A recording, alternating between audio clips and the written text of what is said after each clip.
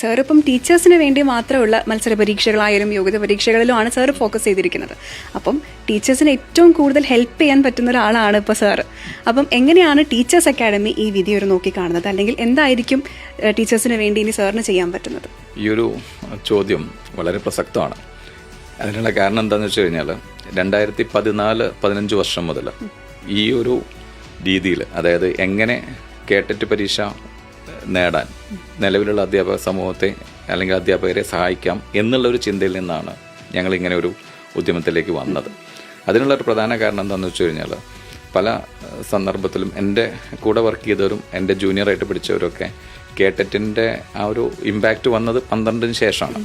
അപ്പോൾ ആ ഒരു സമയത്ത് LDCയുടെ കൂടെ കേട്ടറ്റ് പരീക്ഷ എഴുതാൻ വേണ്ടിയിട്ട് ക്ലാസ്സിന് പോകുന്ന ഒരവസ്ഥ പല സമയത്ത് ഞാൻ കാണുകയുണ്ടായി.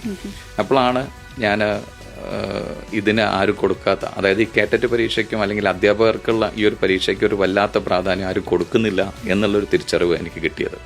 അന്ന് മുതലാണ് ഞാൻ ഇതിനെക്കുറിച്ച് എന്താണ് നമുക്ക് ചെയ്യാൻ പറ്റുക എന്നുള്ളത് ചിന്തിച്ചത്. അപ്പോൾ സമ്മാന മനസ്കരായിട്ടുള്ള ഞങ്ങളുടെ അധ്യാപകർ ചിന്തിച്ചപ്പം അങ്ങനെ ഒരു അധ്യാപക കൂട്ടായ്മയിൽ നിന്ന് ഉണ്ടായിട്ടുള്ള ഒരു അക്കാഡമിയാണ് ശരിക്കും ടീച്ചേഴ്സ് അക്കാഡമി. നമ്മളൊരു ജനറൽ PSCക്ക് പ്രിപ്പയർ ചെയ്യുന്നതിന് അപ്പുറത്തേക്ക് ഫോക്കസ്ഡ് ആയിട്ട് നമുക്ക് ടീച്ചേഴ്സിന് വേണ്ടി മാത്രം നമ്മളുടെ പരീക്ഷകൾ അങ്ങനെയാണ്.